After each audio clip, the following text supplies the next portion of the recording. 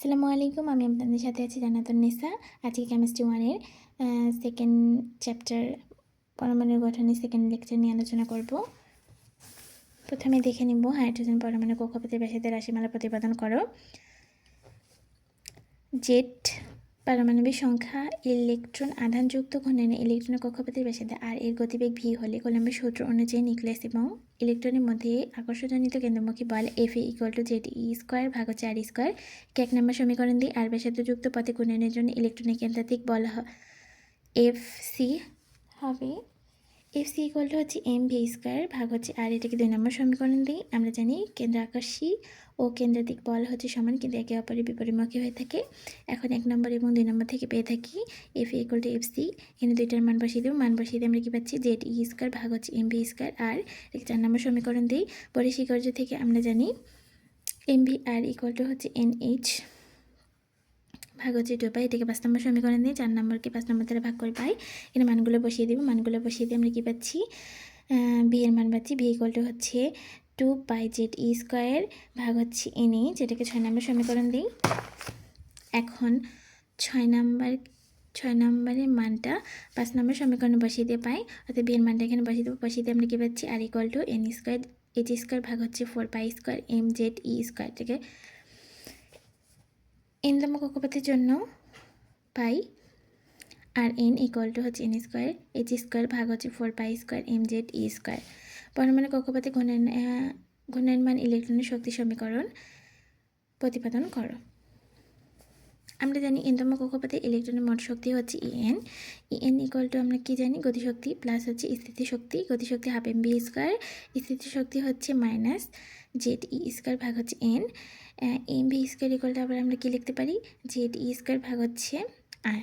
এখানে মানটা বসিয়ে দিই। মানটা বসিয়ে দিয়ে আমরা কী পাচ্ছি E N equal to minus Z E square ভাগ হচ্ছে 2 আর।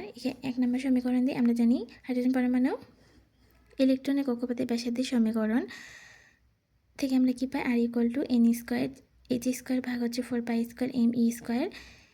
এটাকে 2 নম্বর সমীকরণ দিই। এখন আর এর মানটা 1 নম্বর সমীকরণ বসে পাই।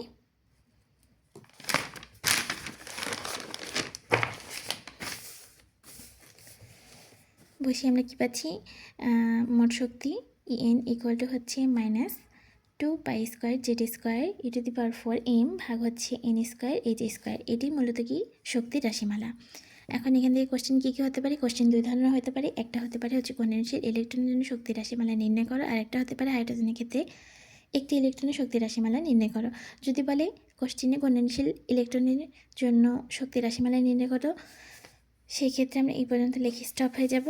আর যদি বলে হাইড্রোজেন পরমাণুর ক্ষেত্রে একটি ইলেকট্রনের শক্তির রাশিমালা নির্ণয় করো, সেক্ষেত্রে আমরা কী বলবো এই সূত্রে সকল মানগুলো বসিয়ে দেবো। বসিয়ে দিয়ে যা পাবো সেটাই মূলত কি হাইড্রোজেন পরমাণুর একটি ইলেকট্রনের শক্তির রাশিমালা। পাই ইকুয়াল টু হচ্ছে 3.1416। জেড হচ্ছে কি পারমাণবিক সংখ্যা যেটার মান হচ্ছে 1। ই হচ্ছে ইলেকট্রনের আধান 4.8 × 10⁻10, এটা মূলত মুখস্থ মান। এম হচ্ছে ইলেকট্রনের ভর 9.1 × 10⁻28। এন হচ্ছে যেহেতু বসে একটি এই জন্য এন এর মান হচ্ছে 1। এইচ হচ্ছে প্রাইম ধ্রুবক যার মান হচ্ছে 6.626 × 10⁻27। এগুলো সব কিছুই হচ্ছে মূলত কি মুখস্থ মান। এগুলো সবগুলো আমরা এই সূত্রের মধ্যে বসাই দিব। বসাই দিয়ে যে মানটা পাবো সেটাই মূলত কি হাইড্রোজেন পরমাণুর ক্ষেত্রে একটি ইলেকট্রনের শক্তির রাশিমালা। আমি এখানে অ্যান্সারটা লিখে নিই।